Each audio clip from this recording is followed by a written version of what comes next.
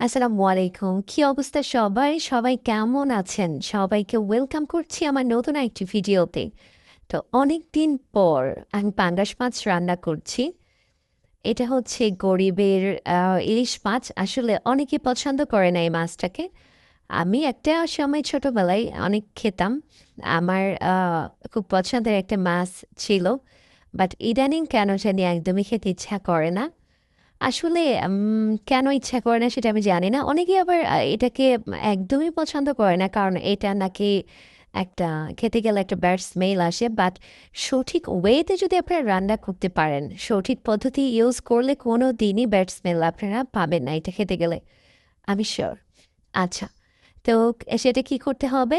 অবশ্যই সেটাকে ভালোভাবে পাঙ্গাস মাছটা ধুয়ে হালকা গরম পানি দিয়ে ধুয়ে লেবুর রস দিয়ে ভিজিয়ে রাখতে হবে। আপনার ১ ঘন্টার মতো লেবুর রস দিয়ে মাছটা যদি ভিজিয়ে রাখেন, কোনো ধরনের ব্যাড স্মেল থাকবে না। তো যাই হোক, আজকের পাঙ্গাস মাছ কিন্তু আমি রান্না করেছি নতুন আলু আর টমেটো দিয়ে, নতুন টমেটো দিয়ে। তো এই তো আমি কিন্তু এখন যে টমেটো আর আলুটা নিয়েছি সেটা হচ্ছে কষিয়ে নিচ্ছি। তারপর ভালো করে কষিয়ে নিয়ে মাছটা এড করে দিব। আসলে আ আ আমার আজকের মাছটা এত বেশি তেল ছিল, মোটামুটি বড় সাইজের ছিল। না যদিও বলেছে এটা নাকি অনেক ফ্রেশ, আ পাহাড়িদের এদিকে নাকি তারা নিজস্বভাবে মানে করে। তো জানি না আসলে কি হবে? খেতে গেলে বুঝতে পারবো যে আসলে কতটা ভালো। তো হ্যাঁ, খেয়েছি। কারণ যখন কিনা আমি ভয়েস দিচ্ছি অলরেডি তখন খেয়েছি।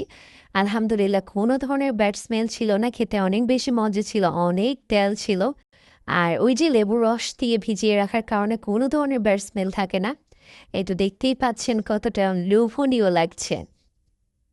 তো যাই হোক, আর আমার ভিডিওটা যদি ভালো লাগে আপনাদের, অবশ্যই আপনারা লাইক, কমেন্ট, শেয়ার করবেন। আর যারা আমার পেজে নতুন, অবশ্যই পেজটাকে আ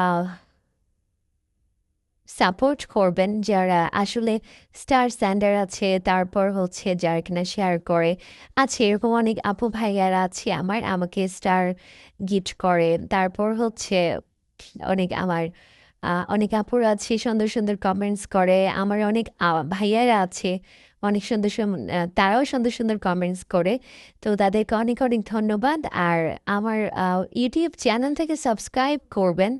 আসলে আপনাদের জন্য ভিডিও মেক করি। আপনারা অনেক বেশি পছন্দ করেন। তার জন্যই হচ্ছে শত ব্যস্ততার মধ্যে আপনাদের জন্য ছোট, ছোট কিছু ক্লিপ নিয়ে রাখি। সবকিছুই আপনাদের জন্যই করে রাখি। তো ঠিক আছে, সবাই ভালো থাকবেন। আল্লাহ হাফেজ।